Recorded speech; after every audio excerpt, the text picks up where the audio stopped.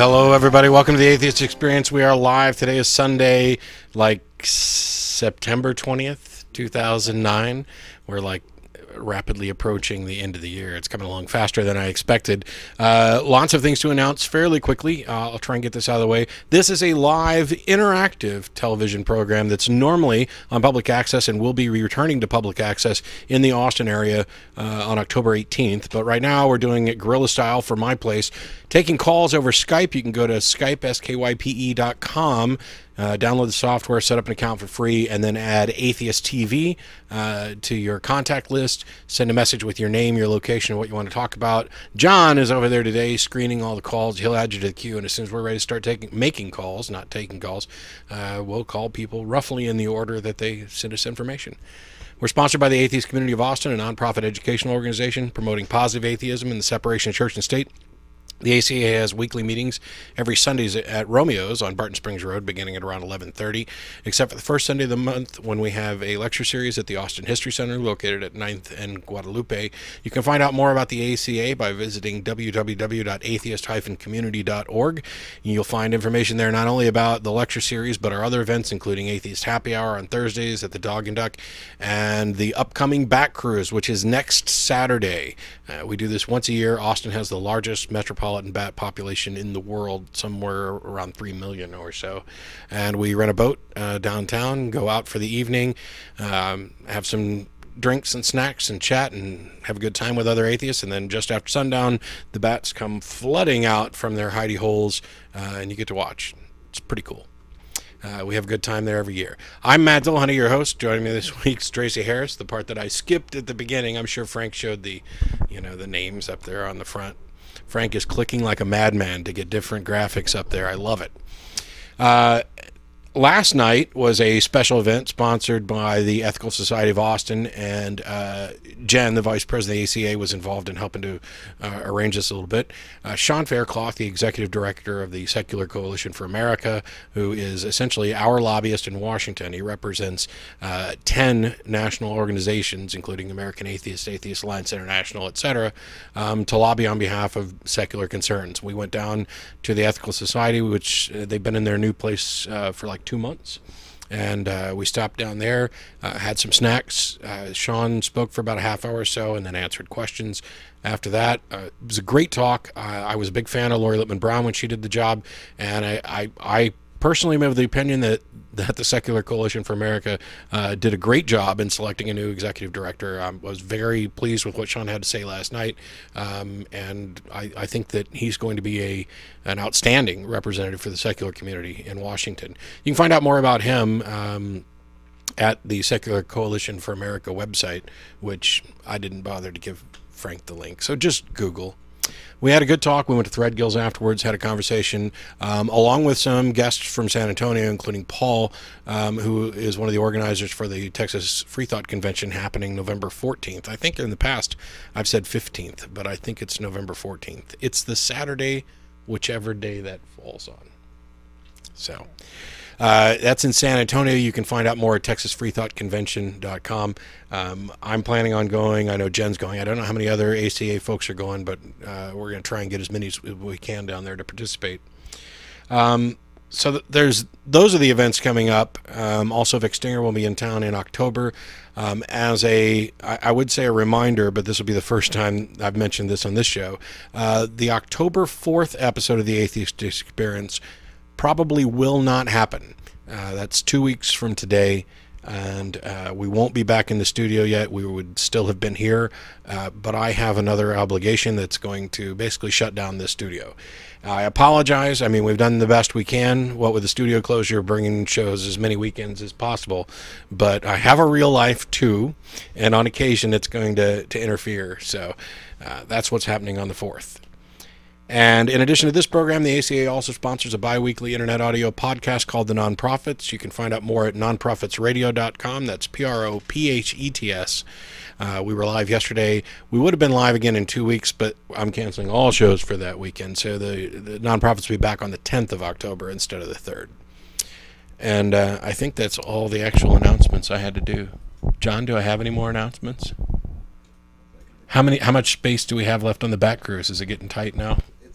Well, we have about 57, 58 people signed up right now. The boat can hold 120, but we Oh. won't be on the top deck at the same time. So Ah. it's getting full. Then nobody could hear that.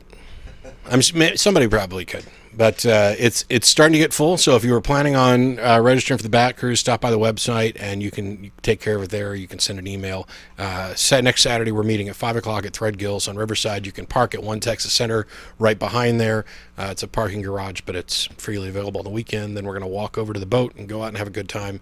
After that's over, some of us are going to get together and go to Esther's Follies on 6th Street, the 10 o'clock showing. It might be a good idea to try to get your tickets ahead of time if you're planning on doing that as well. And we look forward to seeing you, especially the people who are coming from out of town for the event. So it should be fun.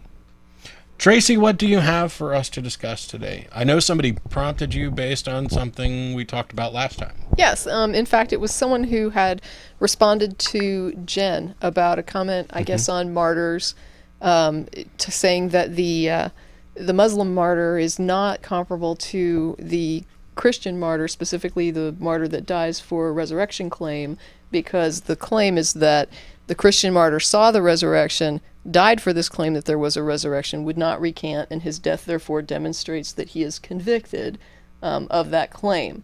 And there is some, I think generally when an atheist is presented with the claim, the gut response tends to be, well, it's possible that he believed it, but it doesn't mean it's true. Right. But with regard to the Muslim martyr, there isn't this specific claim of, I saw this thing that's significant, and therefore that's why I'm willing to die. So they're saying that the differentiation between the Christian martyr and the Muslim martyr is one was an eyewitness to a resurrection, the other one is simply dying for a religion. That's the dividing line I'm saying is being criticized. Although I'd say that I don't know that we have any reliable evidence that there were eyewitnesses who died as martyrs. Yeah, and we'll mention that a little bit, but that's not really what I'm going to talk about. Take it away. I'll talk about it. I went ahead and posted the topic on the blog, and I printed out the blog post, and we're just going to kind of hit the highlights. The reason I posted it was because it's what I wanted to talk about, and so the article that's on my lap right now is my article. The very first thing that I discuss in it, the introduction, is a recollection of the story of the boy who cried wolf. And the reason that I utilize that story is, if most people are familiar with it, little boy being mentored, going to be a shepherd, gets to be a shepherd, he goes up on the hill, he's given a staff, he's told, if anything goes wrong, if you see a wolf coming to get the sheep, you're supposed to cry out, the villagers will hear you, and you will then sound the alarm, everyone will come and save you from the wolf. The little boy, gets left alone, the mentor tells him, don't abuse this, only call, about the wolf if there's really a wolf, it's not to be funny. So, sure enough, the little boy gets bored, sitting on the hill watching the sheep, and he calls wolf. And everybody comes running, and there's no wolf, and the little boy is laughing, and it's just the whole town is in confusion. And later the boy really does need help because a wolf really does come. He calls wolf, no one comes, the wolf kills the sheep. And the moral to that story is you should tell the truth because then people will believe you, and if you ever need them to believe you, it's good to have that kind of cred that you generally tell the truth. Whereas if you're known to be a liar, you lose credibility and people won't come and help you. Makes sense. My question about the story is, why, when we hear the story of the boy who cried wolf, does the story not confuse us? Why do we say, why don't we ask, why in the world did the little boy lie? Like, what was his gain? What did he benefit from the lie? Why would the mentor have warned him not to lie and told him only do this if it's really, important? Why would we relate to the little boy wanting to lie? Why does that not come up as a question? And the reason that doesn't come up as a question is because we understand very well why the little boy is lying. And it was funny because I asked someone the other night, what's the reason for the lie? And they said, well, he was getting his jollies. And I said, yes, that's exactly what he was doing. He wanted to see the town had some come out. power and wanted to exercise it to see what happened. Right. He knew that he could control the entire town. He was bored, and this was for grins. And the only reason that I bring this up is to just demonstrate that we all can relate to the idea of lying for the sake of a lie and how controlling people with a lie can be a thrill. It doesn't baffle us that someone would do this. We relate to it, whether we would do it ourselves or not. We understand the motivation as being a very real motivation. The next thing that I brought up, because that's, it's a myth, obviously, but it speaks to the reality of something that we relate to. That's the only reason I mention it. Mm-hmm. With regard to the next thing that I want to mention is Munchausen by proxy, which is when people do things to make their children sick in order to get attention and sympathy from other people who they control with these lies. They make the child sick. They pretend the child is sick for some cause that they don't know. They pretend they don't know why the child is sick. Right. Then the child goes into the hospital, or gets worse. They're feeding it some kind of poison or doing something to make it ill. And all they gain from this is attention. Yeah. This is it. They gain attention. And they risk their children's lives, potentially giving them horribly poisonous substances that could kill a person in order to get this child into the hospital so that they can be pitied and get attention from their family and from their friends and from maybe some hospital staff. Yeah, it's sympathy and other forms of attention.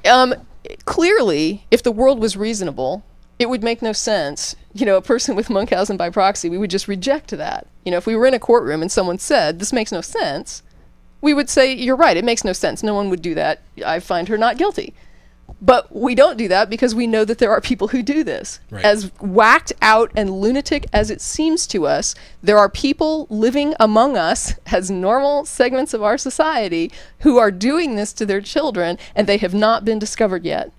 Yep. And they are sick people that we think of as not sick until we discover they're doing a thing like this. And then we say, wow, what a sick person.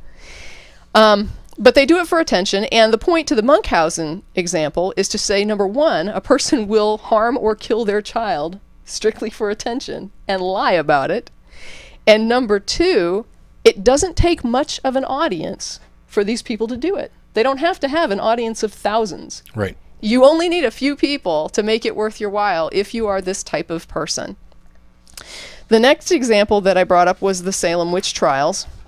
And I brought that up because you had a couple of people involved in that particular lie, where you had young women who were giving testimony and claiming that they were being attacked by witches, and they started naming people in the community.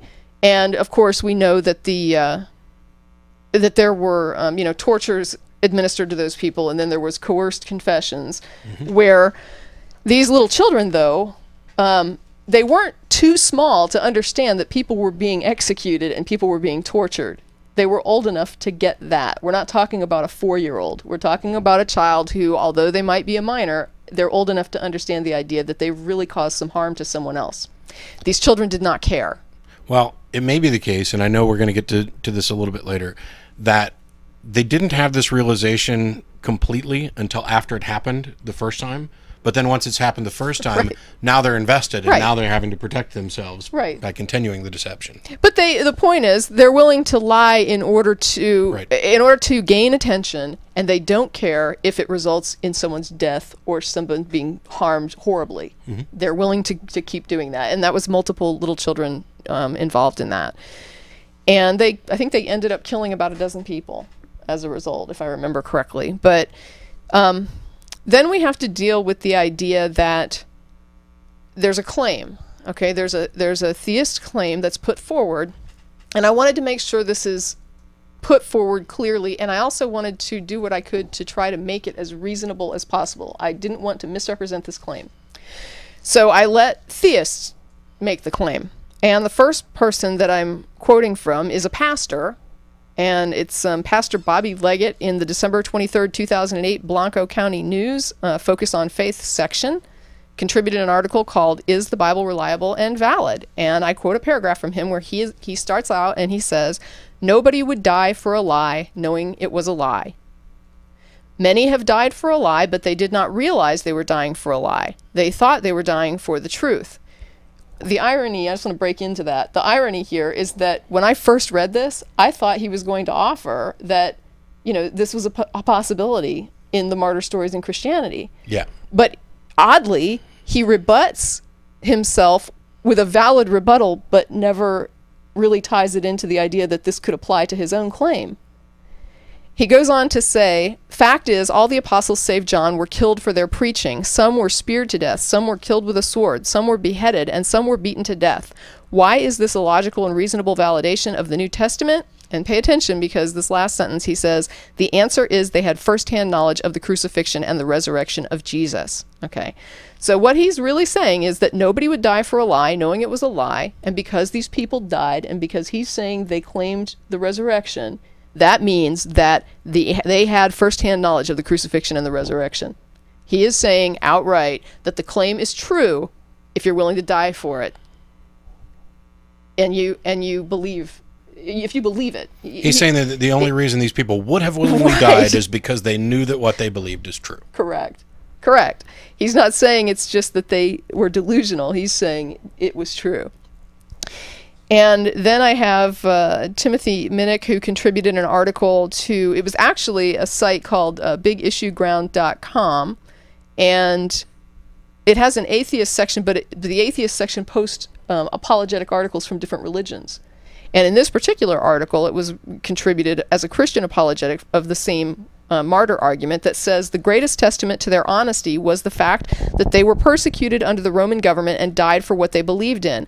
People may die for the truth, but nobody would die for a lie that they conceived.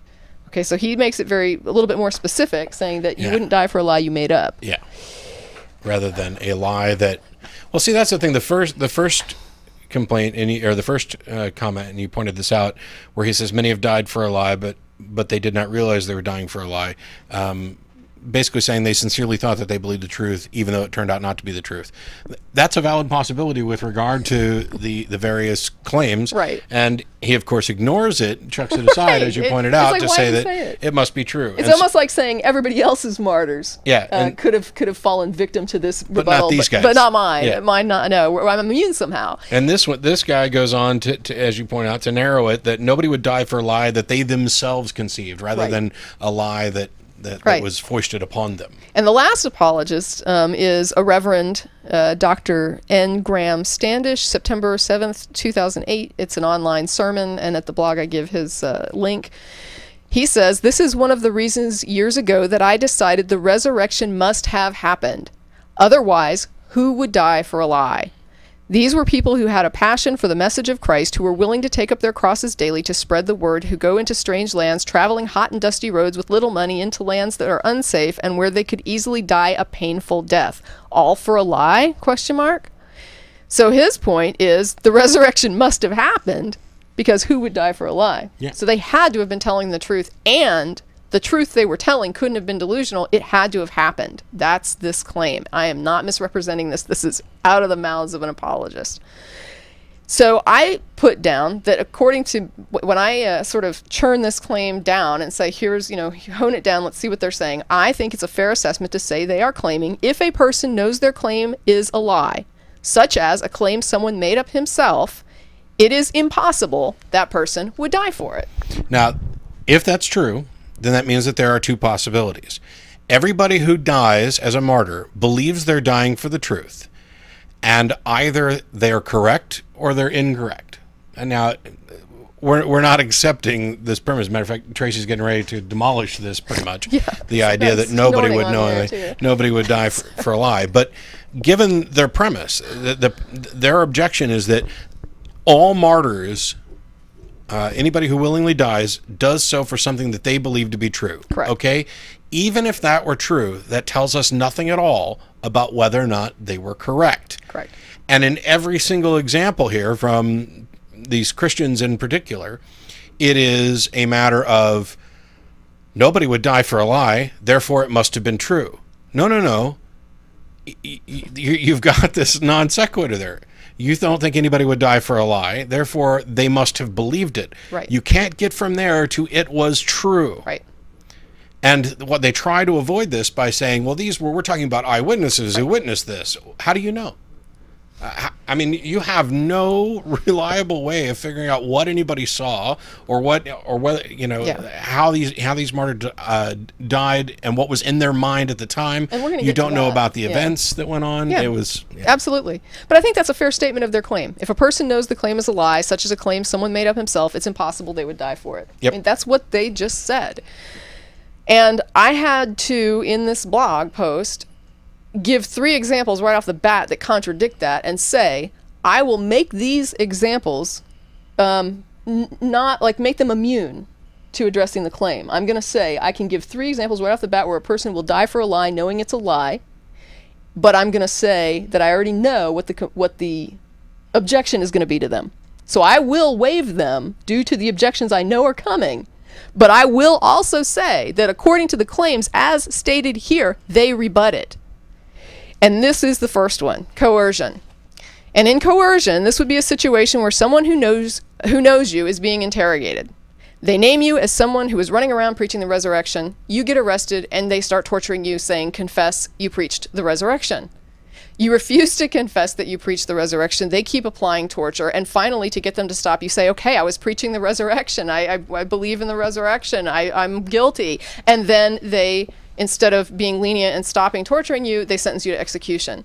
In a case like that, you would be put to death on a claim of a resurrection, and you would have died for a lie that you made up, or that you agreed to, at least. A lie that they were accusing you of that you agreed to, and you died for it. The next one would be very similar to that sort of coercion, where you're being tortured, where you actually know that they will execute you if you admit to it, but you also know that there's nothing you can say that's going to get them to believe you that you weren't preaching the resurrection. So you ultimately just say, yes, I was preaching the resurrection, in order to stop the torture and be quickly executed. Or even slowly executed. You want it to end. It's not going to end until you admit it. So you admit to what they're saying because they will not believe you. They think they've caught the right person, and they're not going to let you stop, and they're not going to stop until you admit it. The third situation would be one where someone reports to the authorities that a person in your house is preaching the resurrection. You know it was your child who's involved with Christians. You lie and say it was you. You're arrested and executed. You just became a Christian martyr who said there was a resurrection, who died for that lie. So, I mean, right off the bat, I can think of 3 rational examples where a person would do this, a healthy thinking person, not even a sick person, but a person who's thinking rationally would be executed for a lie regarding the resurrection. This can happen. It's not something that would have to require someone to be sick, and it rebuts the claims down the line. But I also understand that the claim of the martyr resurrection Christian story is that, well, they were out preaching that they were, talking about the resurrection. They got arrested for that. They were then asked to recant, and they were told they'd be executed unless they recanted. They wouldn't recant, and then they were killed. So they're going to say this is different than what we're claiming. Yeah, in these scenarios, somebody is kind of the opposite. Changing what they've said. They're admitting to it because of coercion instead of denying it. So I understand the objection, but I'm going to say, if you don't accept these examples as analogous to what you're talking about, then you need to fix your claim, because these rebut your claim. Yeah. And so you need to find a different way to state it, because as stated, it doesn't work. So anyway, I ended up saying I'm going to list these examples as examples that show that the claim as stated doesn't work, but I'm going to throw those examples out. I'm not using them as my reason for saying someone would die for a lie. So after that, I say that in order to help you restate your claim in a way that's a little more reasonable, let's offer that nobody would voluntarily and without external coercion or pressure offer a false confession to a capital offense, knowing it was false, up to and including something he himself manufactured. And I think that's probably as fair as I can get. And does that sound reasonable to you? As far as the claim and how it would discount the... Up to this point. Yeah. Up to the claim, based on the examples that I just gave, right. to rule them out, you'd have to restate the claim like this. Yes. Okay. So I think I'm getting ahead of you, but okay. I'll just sit here quietly and enjoy. Right. So then I had a disclaimer in here, which is kind of what Matt's been, I think, chomping at the bit to get to. I was a little bit torn about making this blog post because I didn't want to give the impression that I'm accepting that there are claims where someone preached the resurrection, they were arrested for preaching the resurrection, and they were tortured for claiming a resurrection until they recanted, and they didn't recant, so they were executed. I do not mean to imply with this post that I'm responding to that because I think it's a real claim, like it's a true claim. I'm simply saying I don't even care if it's a true claim or not, because in the end, at the end of this post, I don't even think it's relevant whether or not there are such people. Right. But for the record, it was interesting because the only martyr I could really think of that I remembered ever, reading personally was about Stephen, who was executed in Acts 6 and 7. There's a story about Stephen. And when I went to look that up to see, why was he arrested and what happened, and we need to understand this is like a very narrow subset of martyrs. This is only martyrs who could have lived during the time that the resurrection might have happened. They have to have claimed that they were there and saw it, or at least that they saw Jesus killed and then they saw him alive later. They have to have something that was in their claim that says, yes, I was an eyewitness to the fact that he came back from the dead. Then they have to have been executed only, in the situation that they would not have recanted. So we have to know that's why they were killed. This would be a very specific martyr that would demonstrate the truth of the resurrection if the claim was true. Right. So with regard to Stephen, he actually was killed upon claiming that it was the Jews who murdered Jesus. So he was martyred for claiming Jesus was murdered, not for claiming Jesus resurrected. And I just want to make that clear that we're not talking about a huge group of martyrs. We're talking about very specific martyrs for which we would need some very specific details about their trials. There's a bit of inflation going on when people talk about this. They say, oh, you've got countless Christian martyrs. And claim number one is they couldn't have all been wrong. They couldn't have all died for, a lie. And then they'll try to cite specific claims about eyewitnesses, and it's good that you're pointing this out, that of the potentially possible claims of eyewitnesses, there's this many. Right. We have this much evidence actually about this many, and yet they try to use this to establish a basis for that many. Yeah.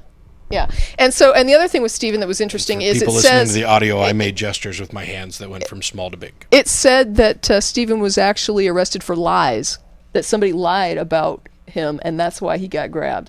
So Stephen wasn't even arrested for resurrection preaching. He was arrested based on false accusations against him, according to the story, and he was executed because he said Jesus was murdered. So there's nothing there that would be useful for a resurrection, to validate a resurrection from like Stephen's martyrdom. He would be a martyrdom that would be not a resurrection demonstration. So you've got, I started out then to say, okay, so let's look at that last claim, the one about, okay, you're not coerced, you're making up a story, you're dying for it. Would such a thing occur? Would a person die for a lie they made up if there was no coercion? And what I found is that there's something called voluntary false confession, which is when you go in and you lie and you say I murdered someone, and you put yourself at, basically beg for a first-degree murder charge to be slapped against you. And people do this. They make it up and they go in and they say it. And when the Lindbergh baby was kidnapped and killed, there were over 200 people who threw themselves forward to say, I did it. Right. I did it. I killed the baby. Well, obviously 200 people did not kill the baby. So who are these people? Who are these people coming forward to say, I want to be, arrested for a capital crime that I didn't do? And for what? What are they doing? I mean, these weren't all people calling in from asylums. I mean, these are people that were out, free people saying, I murdered this baby, and they didn't. So what in the world would motivate a person to admit to something they didn't do that's a capital offense, and there's no pressure on them whatsoever to do it? They're just simply making it up. Well, it's according to, what do I have here? The paper False Confessions, Why? Which is by Kathleen Dillahunty, and you can find it at the Williams College Psychology Department website. She says some false confessors have a pathological need for attention, and that's according to Saul Kassin, who's a PhD and distinguished professor of psychology at John Jay College of Criminal Justice in New York and professor at Williams College in Williamstown, Mass. And he says it to explain confessions like John Mark Carr's. And if you recognize that name, or if it sounds familiar to you, John Mark Carr was a man who was living in Thailand and wrote to someone and said, I was there when JonBenet Ramsey died, and in fact, I can tell you it was an accident. And he basically started confessing to this murder. And the person that he was writing to turned him into the police. Why in the world would John Mark Carr claim to have been responsible for JonBenet's death or have to be somehow tied to it? I mean, what would make a person do that? It was an unsolved crime. The police were desperate to arrest somebody. They were really out, like, just looking for anybody they could get their hands on. They flew him in from Thailand. They brought him in handcuffs, and the man was lying. He had nothing to do with it. He was just fascinated by JonBenet Ramsey.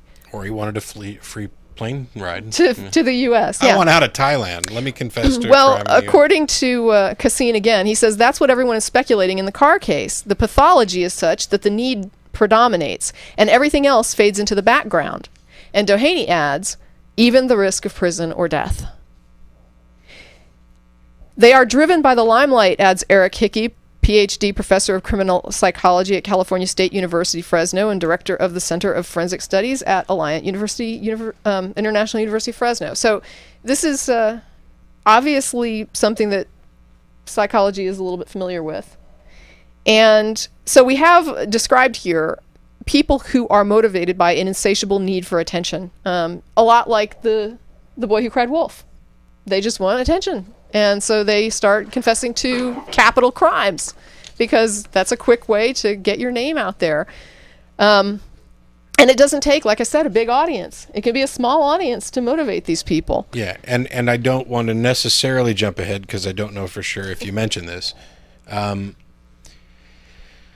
In the specifics of Christianity, there is this encouragement that you're doing the right thing when people want to persecute you. When you're being persecuted, for example, I can't count the number of times I've heard it. Boy, the devil's really been working at me lately. I must be doing it right for Jesus, type of thing. Mm-hmm. That adds a motivator to things like this, a possible one. I'm not necessarily saying that people are lying. I'm just saying that here are all the possibilities, and that's what Tracie's trying to do. Is let's go through and see what all possibilities are to determine how good of a case we really have. And yet, when you listen to the people who have accepted this and want to use it as an example of how ironclad their beliefs are, they have ignored all of this and just said nobody'd die for a lie. Well, thank you for spending so much time in deep thought about this. I'm glad that you accepted the first thing that came along. Right. And let's see, in a CBS News story, Alan Hirsch, professor of legal studies at Williams College, founder of the blog The Truth About False Confessions, stated, quote, as hard as it is to believe, there are just many, many false confessions for many reasons. So if I hear that someone confessed, my reaction is not, oh, they did it.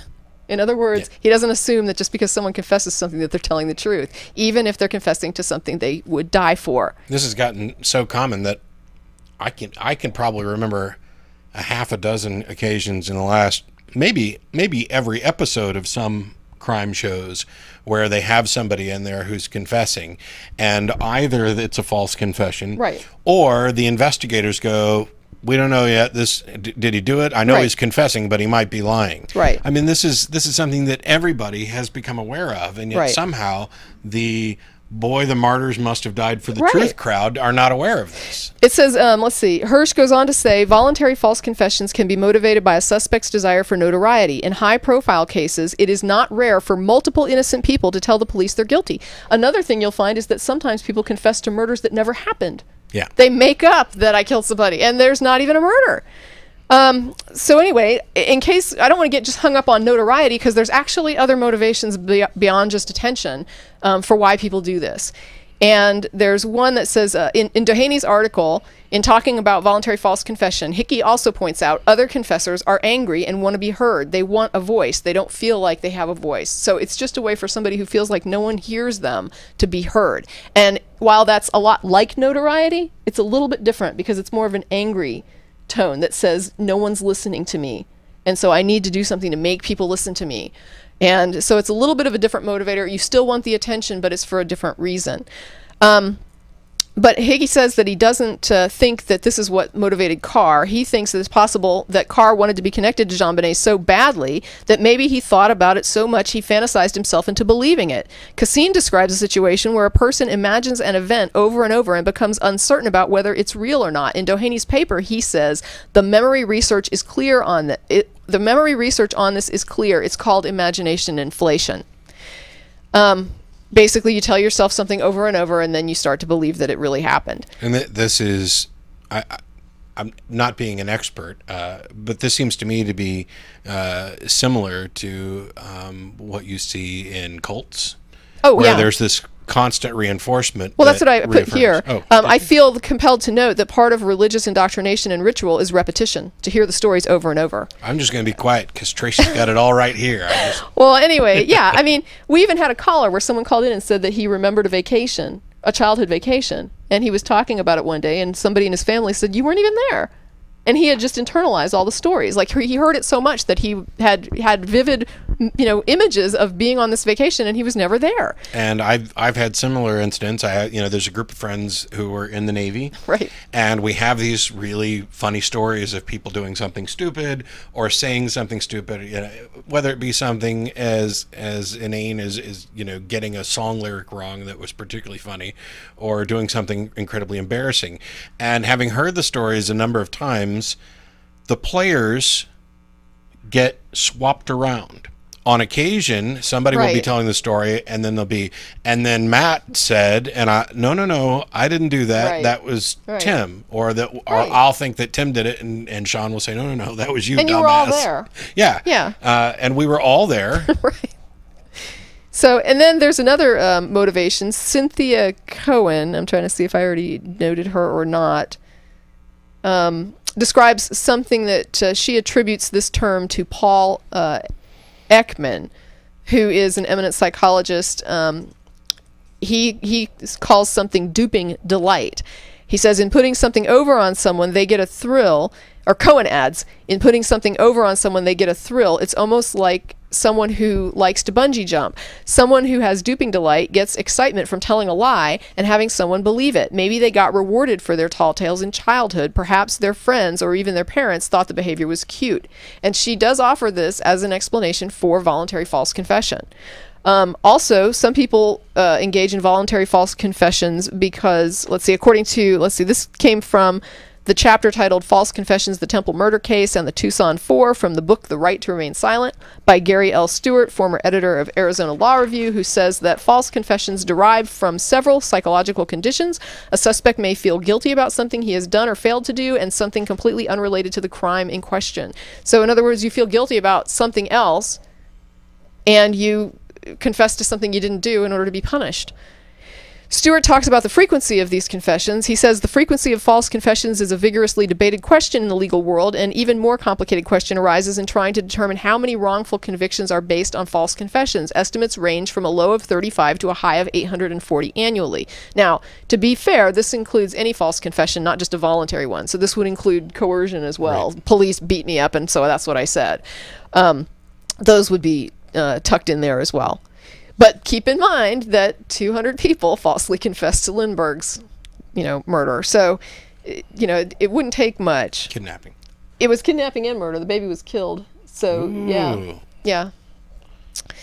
And anyway, all I'm trying to offer here, and this is what I say in the blog, all I'm trying to offer here is that based on what we know about reality, it is not unreasonable to reject the claim that nobody would voluntarily die for a lie if he knew it was a lie. Certainly there are people who would, and they're all over the literature, demonstrable. We understand some of the motivations that psychologically, push these people to do this. They're there, and they are not just a couple people. This is a lot of people. I'm not saying it's like the majority of people, but certainly it's not like so rare that it's unheard of. There's a lot of different motivators. There's a lot of people that come forward. People are still confessing to the Black Dahlia murder in Hollywood. Anyway, with guilt, that kind of struck me specifically because guilt is a huge factor in Christianity. So I wanted to talk about that just for a moment.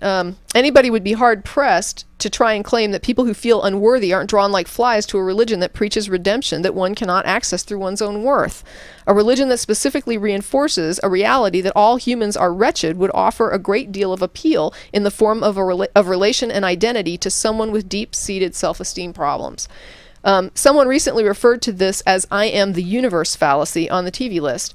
The idea was that however I feel, whatever I think, whatever I do, it's the same for everyone. It's not a rare perspective to exhibit. I gave an example where I show up at a dinner party, I've got a chocolate cake, I put it on the table and I say, "Who doesn't love chocolate cake?" And the hostess says, "I'm allergic." You assume everybody loves chocolate cake because you love chocolate cake and your friends love chocolate cake, so everybody loves chocolate cake. Not everybody loves chocolate cake. Not everyone can eat chocolate. So it reminds you that there are exceptions to these things that you think are ironclad rules.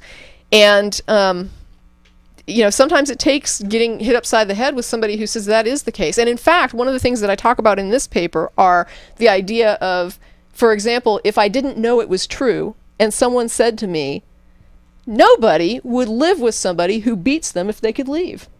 Yeah. I would say, of course. But I know that's not true. There are people who live with people who beat them and they can leave, but they are psychologically driven to stay. They are either afraid to leave. There's something about the situation that makes them stay in a situation that I can't conceive of staying in. Yeah, the truth is, no rational person would stay in this situation provided they didn't have some other reason for staying in that situation. Right, and yet we have these irrational people that, for example, they might not have children. Or rational people who had a reason. Yeah, like he'll hurt my children, I think, if I leave, or, I can't. So whatever. I mean, the point is, you can't just simply say this is unreasonable. And so it would never happen, because the fact is people do things that by all external visual accounts are unreasonable. Mm-hmm. People are not reasonable sometimes when you try to judge reasonableness by a material benefit. Sometimes it doesn't pan out. People behave in ways that are contradictory and hypocritical. And that was one of the things I mentioned in here, was the idea that the guilt motivation for voluntary false confession is a way of punishing myself. It fits Christian martyrdom like a glove. If I think I'm a wretch who deserves hellfire and that I killed the uniquely good Messiah with my wickedness, then paying with my life while I witness to God would be the most glorious death imaginable. But would a Christian saint lie? Someone so devoted to God? Absolutely yes, if they were suffering from these issues. Good Christians have lied without gaining notoriety, redemption, or a rush. Every scribe that ever doctored a canon text to make it a little more orthodox is guilty of lying for the cause of Christianity. I'm sure they were aware it was dishonest, but a higher cause, a nobler goal was prompting them. The texts were revised. We have the notes in our Bibles today describing which passages have been added or altered from the older or better manuscripts. Quotes were fixed. Characters were made more consistent or gentler, but it was all to improve on the message for a greater good. So absolutely yes. And you have Eusebius, one of the early church fathers, flatly stating that it's okay to lie if it serves the greater cause of, getting God's word out to people. So I put, yes, people who subscribe vehemently to a doctrine will lie and die for it, even if the doctrine promotes honesty as a virtue. It's weirdly hypocritical and contradictory, but since when have religious zealots, or any of us for that matter, been immune as humans from hypocrisy or contradiction? Aren't these, ironically, some of the very flaws Christianity says we're all subject to? On that note, how ironic that an apologetic would be built around the idea that a human being couldn't possibly act in a way that makes no sense. We see it all the time. The Bible condemns us for it and calls it a sin and fault. I call it being human. Yeah, they have attributed these martyrs with a character that they deny in everybody else. Yeah, that they say doesn't exist, which is why you need salvation. Yeah. Would a reasonable person die for such a lie? No. But since when are humans, even most humans, reasonable? Where in the world was that fantasy bred? Other possible motives, according to, who do we have here? Richard Conti, PhD, Department of Psychology, College of St. Elizabeth, Morristown, New Jersey. In his paper, The Psychology of False Confessions, other possible motives for voluntary false confessions include an unconscious need to expiate guilt over previous transgressions through self-punishment. I can't pronounce it. It's some kind of Nordic researcher's name. Good Johnson. Thank you. Johnson points out that a previous transgression can be either a real or imagined act. He further states transgression does not necessarily have to be identifiable. Some individuals have a high level of generalized guilt, which is not related to a specific transgression, and this may influence a range of their behaviors, including their need to volunteer a false confession. I'm not going to get into this next part too much, but I do want to point out that according to Craig Bunnell in his paper Voluntary False Confessions and Overview, he points out that guilt is linked to depression, which is a well-known psychological problem that impacts loads of people. I don't know that there's anybody that doesn't have a friend or a family member or know someone who's depressed or has depression.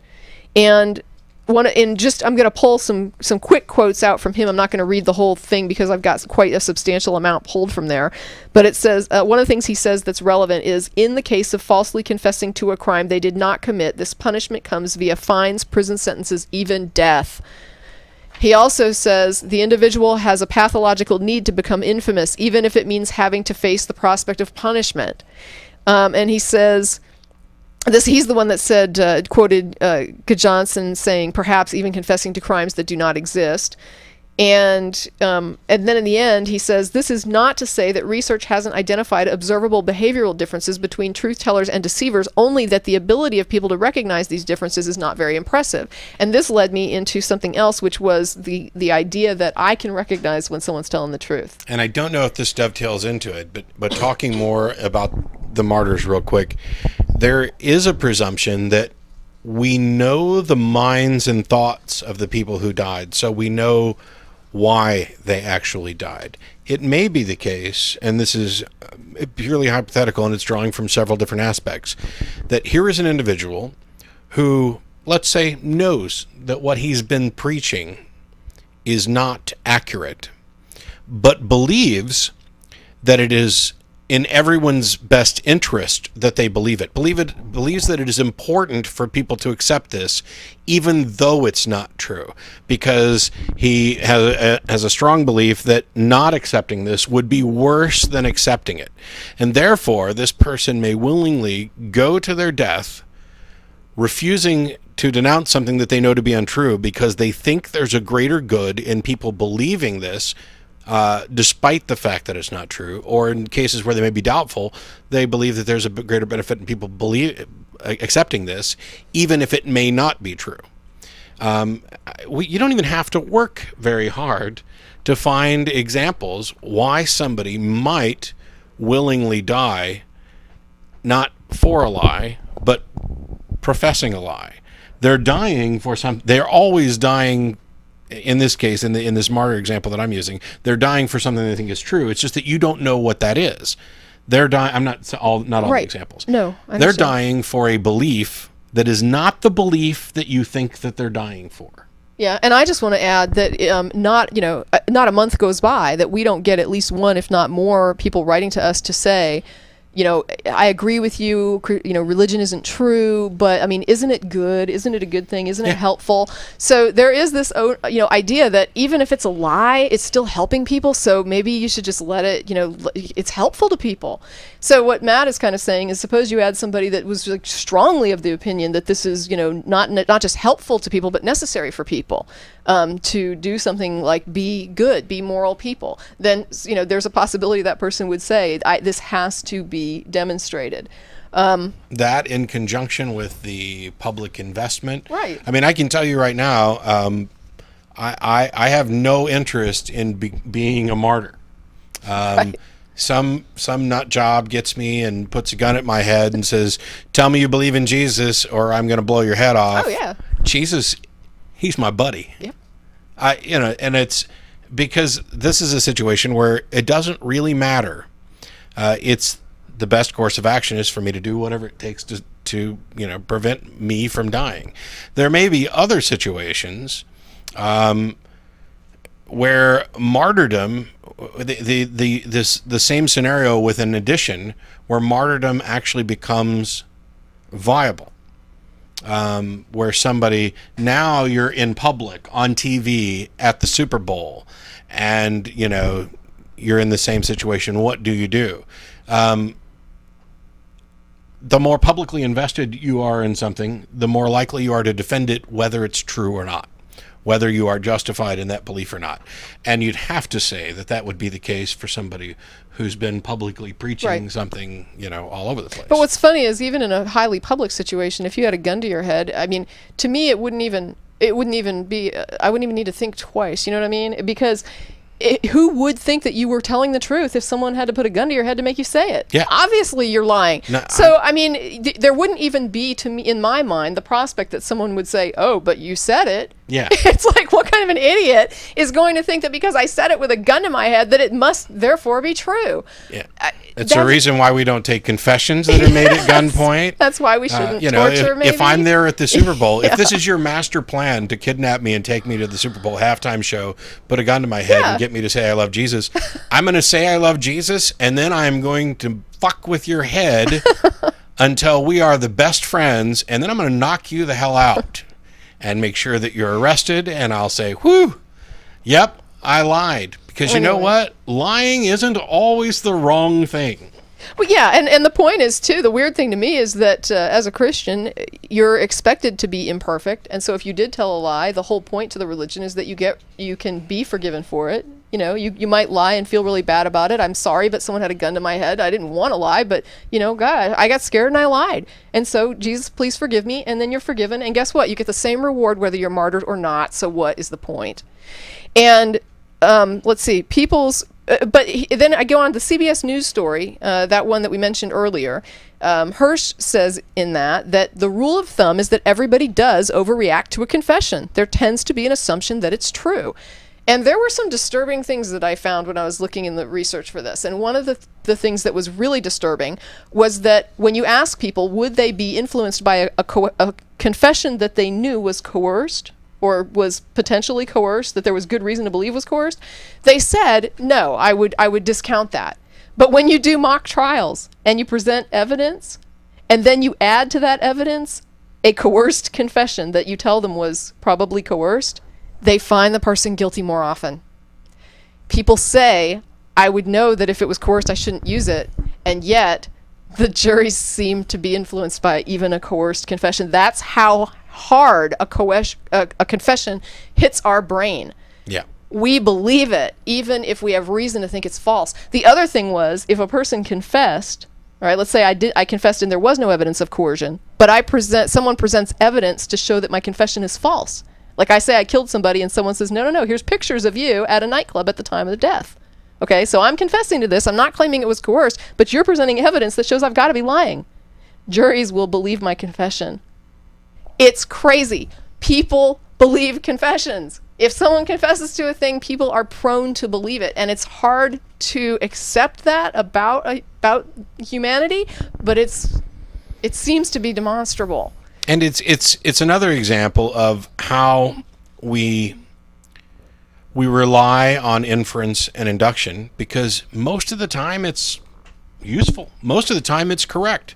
Most of the time today is pretty much going to be like yesterday. Most of the time, if somebody's confessing, they're probably telling the truth. Right. I mean, you know, there are specific examples, but the grand statement that this is always the case, nobody would knowingly die for a lie. Well, yes, actually they would. And the other issue that came up that was really disturbing was that there's a negative correlation between how well you think you can tell between a true and false confession versus how well you actually can. Wow. People who think they're good at judging whether someone's lying to them or not tend to be not as good as people who aren't sure.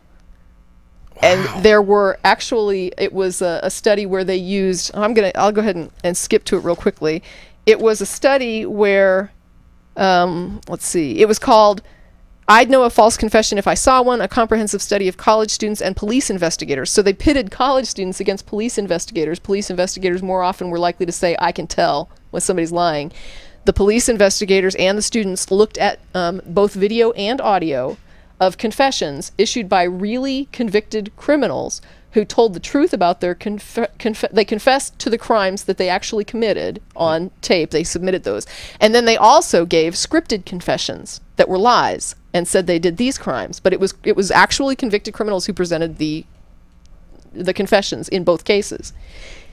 And according to the data, and I'm going to read this, it gets a little bit, I'm going to skip some of the numbers, but I've got it at the blog. Across participants, conditions, and items, the overall accuracy rate was 53.9%, a level of performance that is both unimpressive and non-significant relative to chance performance.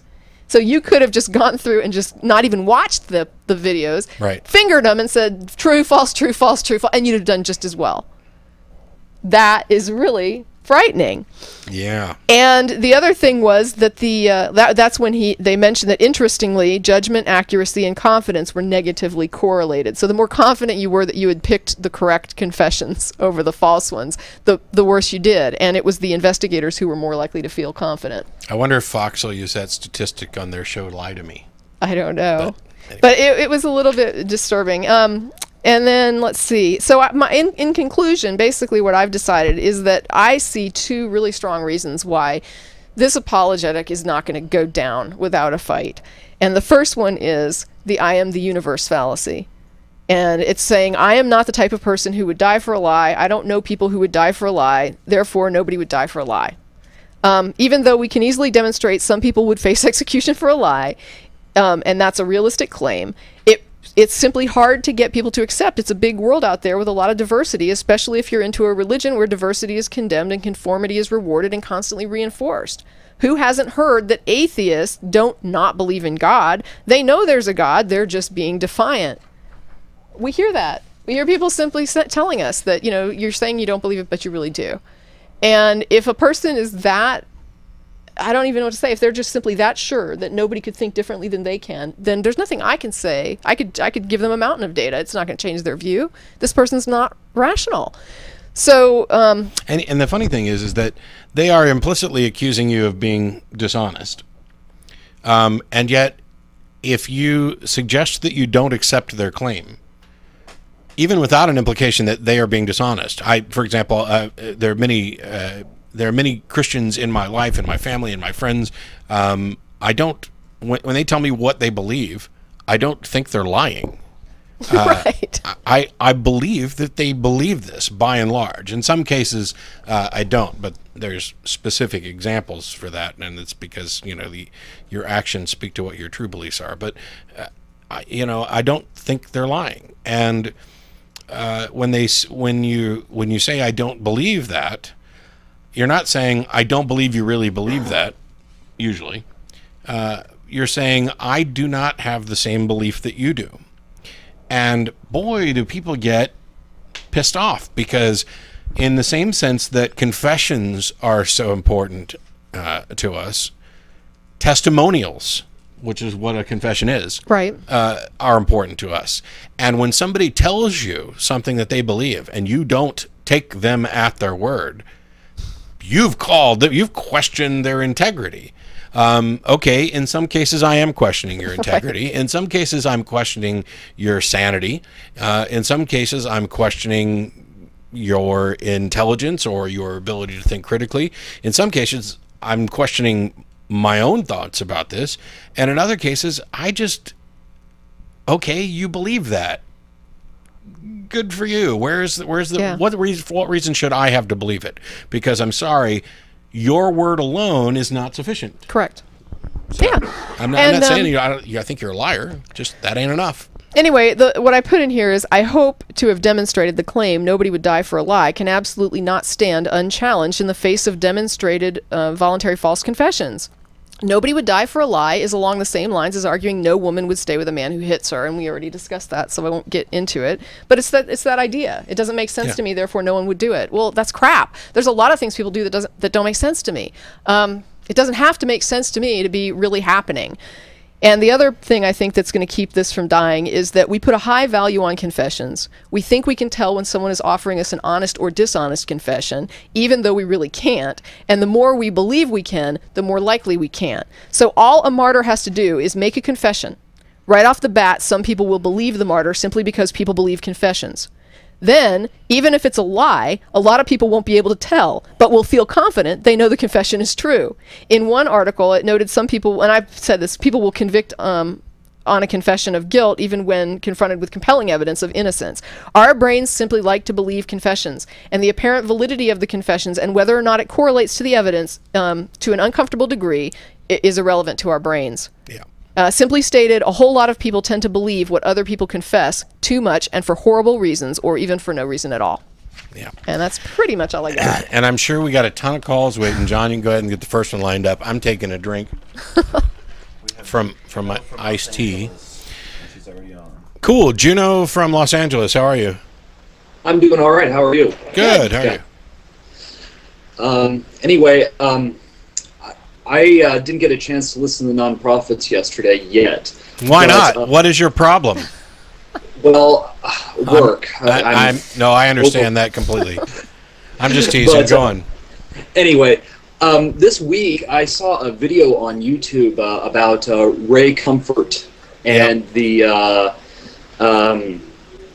how he's written a foreword for The Origin of the Species. Yeah. And he's going to be releasing it on November 19th, I think, passing it out at the top 50 campuses across the United States and stuff. I was wondering, have you guys heard of this? Have you heard about it, read about it, ranted about it? Glad you brought it up.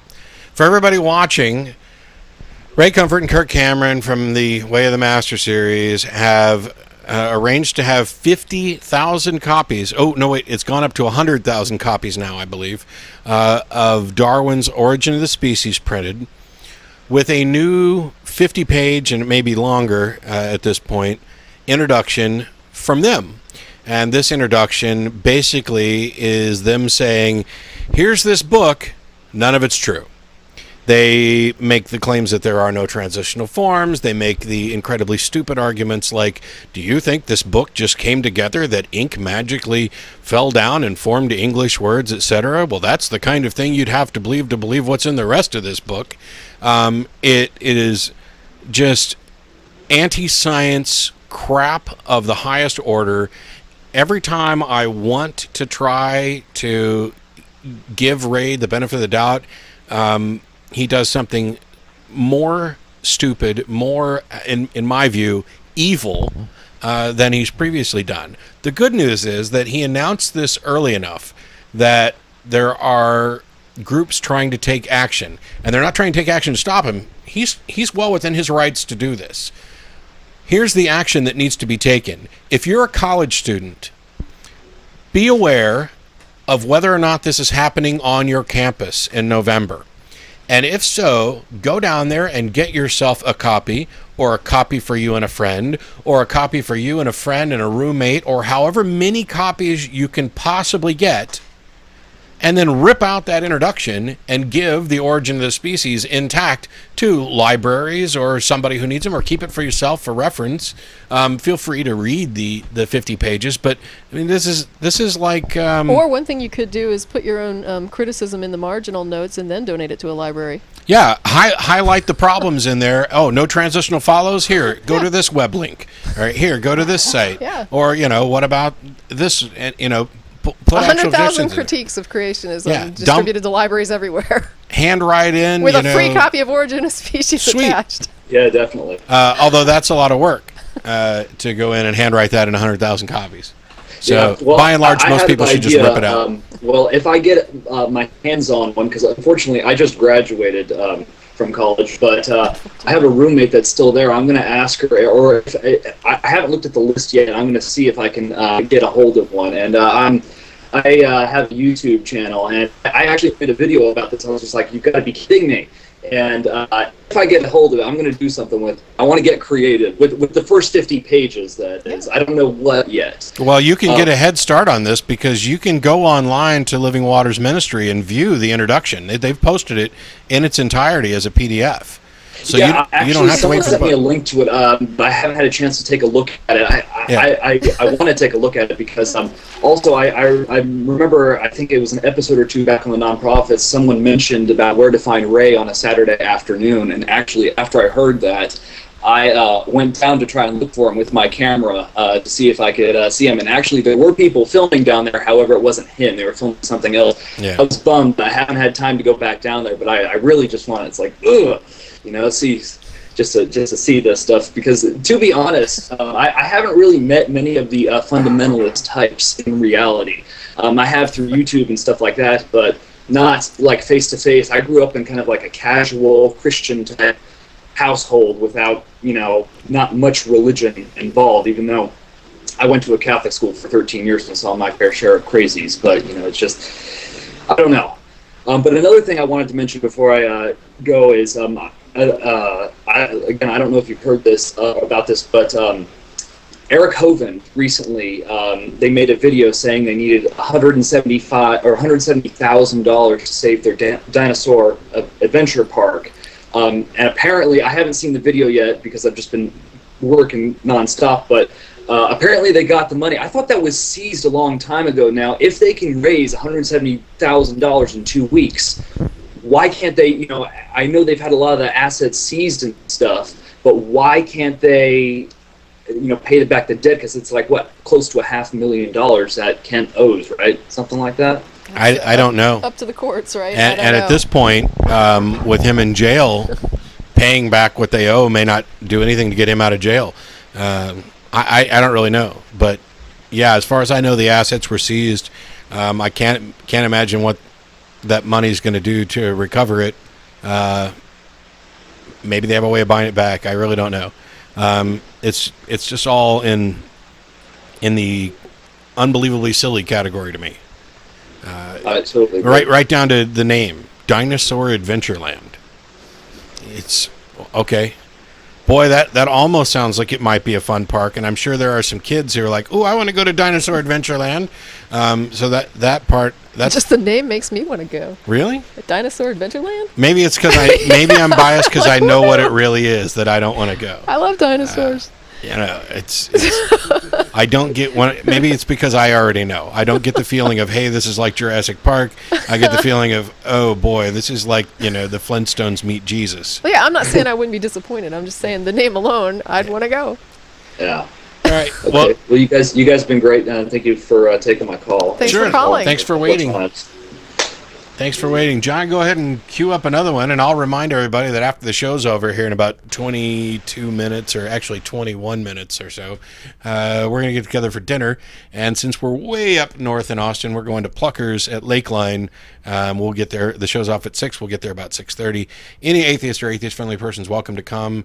You don't have to be a member. If you're coming down to preach, proselytize, or provoke, please don't. And please try to get there as close to 6:30 as possible. It's okay if you come in late, but because we never know how many people are coming, it's not like I can call ahead and say, yeah, we're going to have 12 or 15 or 20 or 3. I think we'll probably have more than 3 just from the folks here. But if we gather there at 6:30, we tell them how many we have and try to save room for 1 or 2 extras. But it won't be long before we'll be back in the studio downtown and probably going back to Threadgills after the show. So who do we have? We have Max in New York. Max in New York, you're online. Hey, Matt, Tracie, how are you guys doing today? Good. Very good, thanks. Good. Can you hear me okay? I hear you fine. Good. I'm a big fan. I used to be a fundamentalist until about 1 year ago, and your program really helped me to learn more about atheism and stuff like that. But I basically had two questions. First question is, like, a lot of people say that religion, like Christianity in particular, and evolution are compatible. Like, there's both people, a lot of people that can believe in both, but it just doesn't sit right with me. I mean, what kind of loving God could create a system where, like, every second we speak, there are thousands of creatures that are dying and starving and stuff like that? You'd think that a loving, perfect being could develop a much better system than that to develop life. And it's mostly my moderate Christians friends that think that. And secondly, the reason why it took me such a long time to ditch faith is because I used to be in a pretty fundamental church, and I saw a whole bunch of people like talking tongues and mainly like being affected by demons and stuff like that.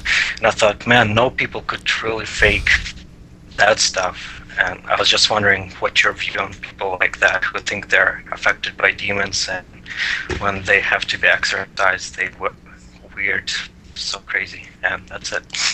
Okay, sure. On the first issue, I see your point. I agree. I don't think that it's necessarily an evolution creationism conflict. You're talking about something that's more akin to the problem of evil. But there is the idea of what kind of God would create a world like this.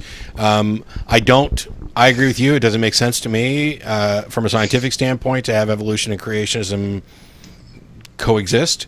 But some people do it, and they do it by basically ignoring everything about creationism that doesn't fit with science. Yeah. And other people do it by ignoring everything about science that doesn't mesh with their creationism. Yeah. On the issue of speaking in tongues and activities that we would look at as possession or whatever. The fact of the matter is, people can fake it. People do fake it. They've told us that they used to fake it. Yeah. But there's other people, I'm pretty sure, that believe it.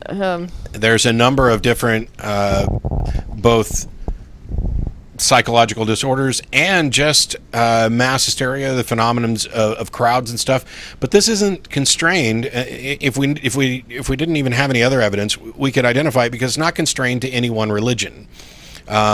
You see this in, voodoo rituals, and you go around and people get into a hysteric state and they're falling around on the floor and flopping and, yelling and screaming and acting. I don't know. You'd have to review each case individually to try to determine exactly what's going on. But there's no reason that I can see to think that these events are what particular religious people are claiming them to be. And I think that if we actually went through and did a proper set of tests, like you took 35 people who claim to be possessed, and you let them know that, okay, we're going to cure you by having people surround you and pray, and then we're going to fling holy water at you. How many of them get better with holy water, and how many of them get better with tap water? And by the way, can you tell the difference between holy water and tap water? I know you can't with homeopathy, but that type of thing, if it was possible, if somebody actually took the time to study it, my suspicion is that we'd find that there's nothing there. And the fact that, people are willing to claim this before, maybe there have been studies, but, I'm not aware of any studies that confirm that this is supernatural. So that means people are believing it either without sufficient evidence, without the studies to confirm it, or in direct opposition to studies that would disconfirm it. Right. But yeah, and basically why I hold on to my faith for so long is that I saw so many good people, and they were telling me that was true and those experiences were real, and I just couldn't conceive that they would lie to me. But right. Now I understand that people can lie to themselves in order to hold on belief. But anyways, thank you for your show. It helped me a lot in my journey. Problem. Thank you very much. Thank you very much, Max. Always good to hear. We're all guilty. I mean, this is what humans are. We are evolutionary prepared as children to just listen to authority figures, and it's a good thing. Your parents are definitely more wise than you when you're an infant, and this carries on through adulthood. You want to trust people. Yeah. You want to have a good relationship. You don't want to think that they're lying to you. And your brain believes confessions. Yeah. Hey, I have a quick question that's off topic a little bit. Sure. Somebody had posted something at the blog in the comments section, and I just wanted to clarify it because they said, they were kind of debating your stance on something, and I said, I think they've got to be wrong. If I put forward claim X, I say X exists, right? Mm-hmm. And you say, I don't have a position on that. Is it fair to say you do not believe X exists?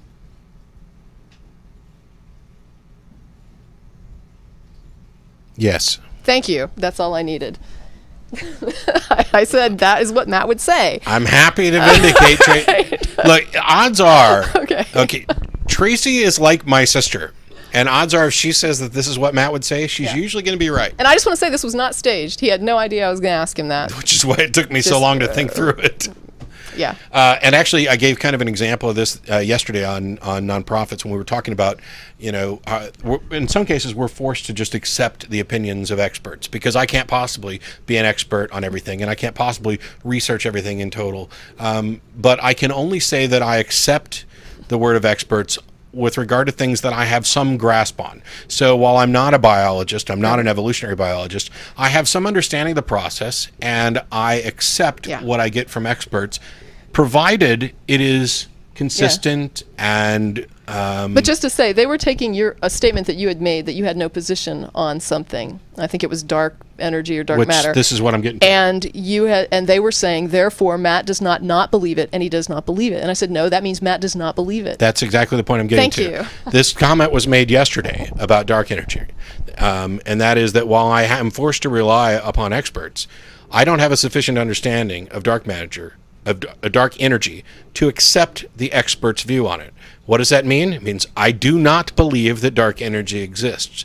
That doesn't mean I believe dark energy doesn't exist. That's a different thing. Right. And it doesn't mean I believe the experts are lying or stupid or wrong. I just simply don't have a sufficient understanding of it to say I accept what they're telling me as true. That's it. Who's next, John? We have Enrique in California. We have Enrique from California. All right. Yes, you do. Hey, how are you? Am I on? Yeah. Yes, you're on. How are you? I am fantastic. I'm fantastic. I bet you are. Just one thing. I've been seeing you guys for months, and I become a big fan. Matt Dillahunty, you are hilarious, man. Well, thank you. I hope that's good. I try to be a little funny on occasion. I hope it's on. Hopefully, I'm not hilarious. Yeah, hopefully, I don't think I'm hilarious when I'm being serious. But so, what'd you have for us today? No.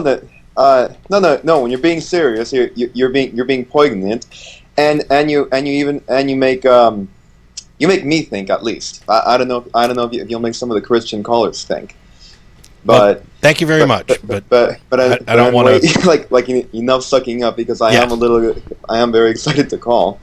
Oh man, to where to start? Well, we're short on time, so you're going to have to start.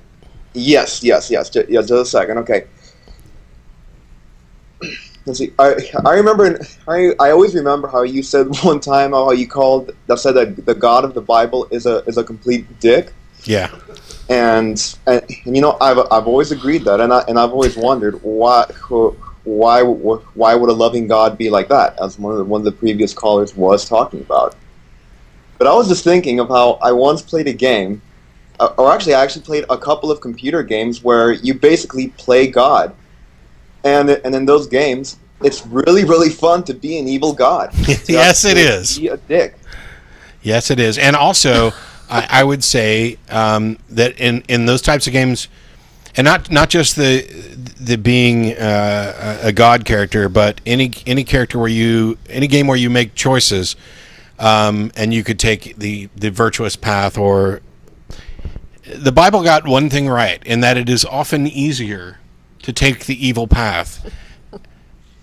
In the sense that the decision, while it may weigh heavy on you. It's the one of least resistance, but it's also the one with potentially greatest consequences, I'd say. But yeah, it is often, who doesn't like to be the bad guy, and who doesn't like to root for the bad guy sometimes in movies? It doesn't mean that you're an evil person who hopes that evil wins. I think what he's saying, though, is that it offers a motive for the actions of the God of the Bible. It's just really fun to be an evil God. Yeah, if we are actually a game, then okay, it makes sense, but he's still a dick. Right. But I would just say, like, with the way I play, I mean, if I had the whole universe to my creation, I probably wouldn't even wouldn't be as serene, as slow as it would be. I think it would be nothing but supernovas every 5 minutes, and on the planets, I don't know, I'd probably just make life and civilization and then just collapse it just for my own pleasure, like judging from what I do in these games. Magnifying glass and anthill. Yeah. In that case, I hope if there is a God, he's not quite as big a dick as you would be. Well, All right. I hope so too. But you're probably a very nice human. But only because I'm looking at it from this level. If I was outside, I'd be, ooh, blow them up again. You know, that was fun. Exactly. Did you see when his head exploded? That was hilarious. It's the reason that we enjoy watching movies and stuff like that. Sure. It's a bit of fantasy.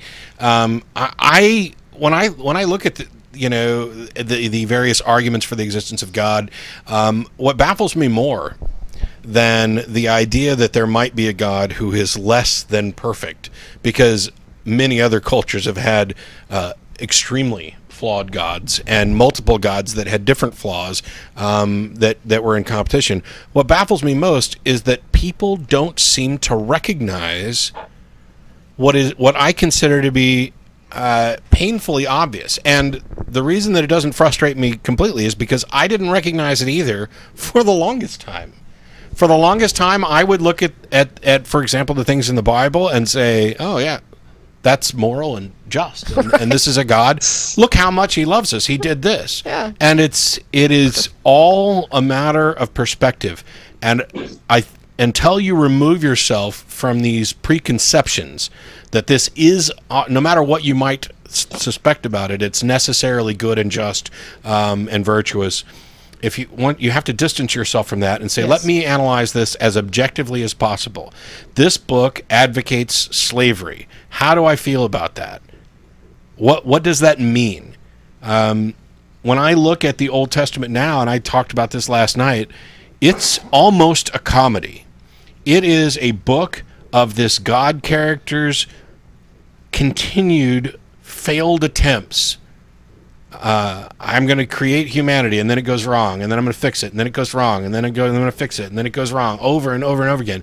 It's almost laughable. But when you look at the moral character of both the deity presented in there and what he advocates and what he orders, and the characters.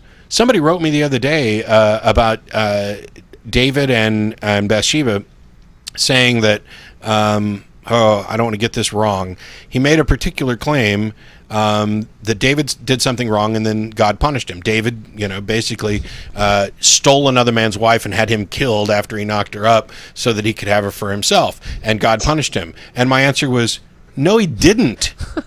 What story did you read? What was the punishment? Oh, he killed the kid.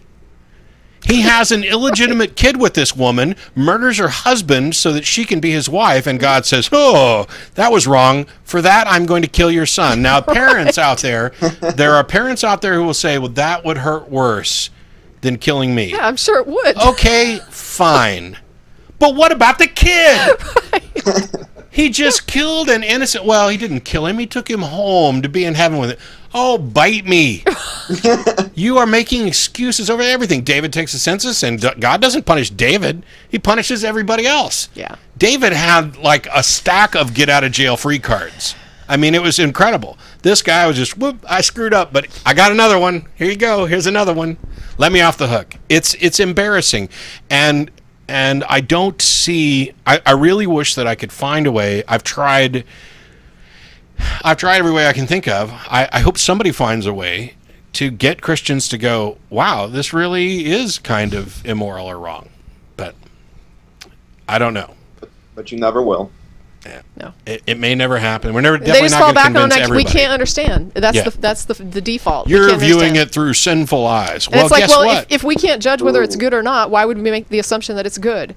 I mean, you're assuming it's good if you're going to sit there and say, I'm going to follow this God. So you're telling me that you believe that this is good, but you're telling me we can't judge it because we don't understand? Yeah. A guy emailed the Then other you day. don't know if it's good. Yeah.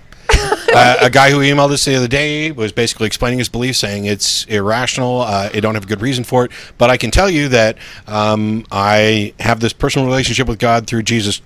And I said, okay, how do you know it's Jesus? I mean, did you hear a voice? Did you see somebody? Or is this more of a feeling you have? And if it's a feeling you have, then by what reason do you attribute it to Jesus? I mean, if he didn't show up with like ID or something, what's really happening, and I'm not trying to be glib about this, is that someone has had some experience that they cannot understand and cannot explain, and they are then saying that, oh, somebody else told me that the reason for this experience is magical supernatural explanation X. Okay, that must be what it is. Since she's given me her testimony about this experience, and she thinks it's Jesus, right. So I'm going to think it's Jesus. And now every time I have this feeling, I'm reaffirming that I have some... By what reason do you make a claim about the source of the experience? Nobody has a good answer for that. And when this individual was like, I don't have a good answer for that. I've told you everything I can. Sorry. Well, okay, not good enough for me. I'm baffled as to why it's good enough for you. But anyway, I think we're going to try and get one more call in, but thanks a lot for calling. All right. Thanks. You guys have a nice evening. You too. You too. There goes my phone. I thought that was the 5-minute bell. I'm betting that's Kathleen. Who's on?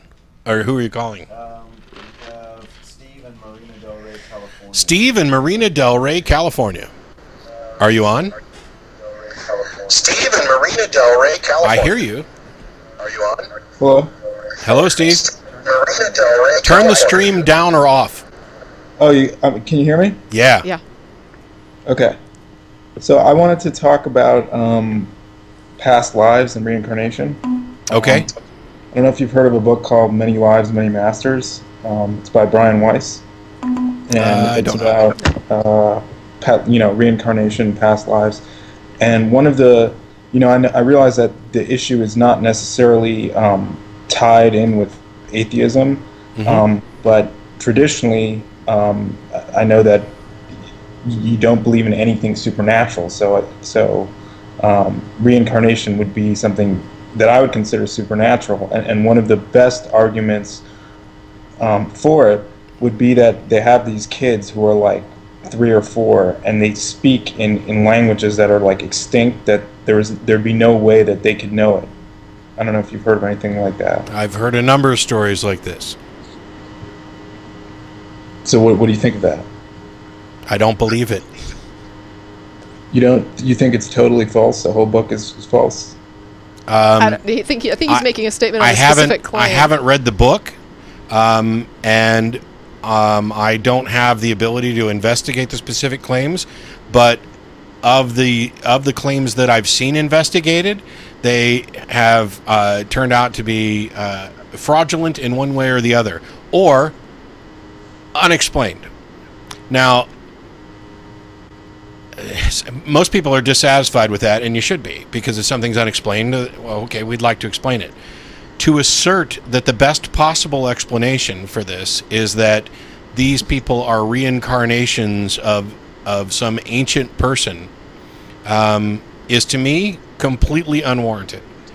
It is basically a claim that you could not possibly be fooled, or that there could not be some other explanation, that you've investigated things to the extent that you're certain that this is the best answer. It's exactly what you were saying before. On what grounds are you asserting this as the source? Yeah. The best thing they can do is claim that X happened, and until they find out more, we don't know why. The claim isn't believable. But I have seen examples where fraud's there. I apologize. We're completely out of time. Frank's posting the credits up there. We've got like just a few seconds left. John, if you want to go ahead and kill that, feel free to call back and talk about it another time, and maybe we'll do a show about... Or email us. Reincarnation. You can email tv@atheist-community.org. If you're in town, you can join us at Pluckers shortly. Thanks, everybody. We'll be back again next week. Take care.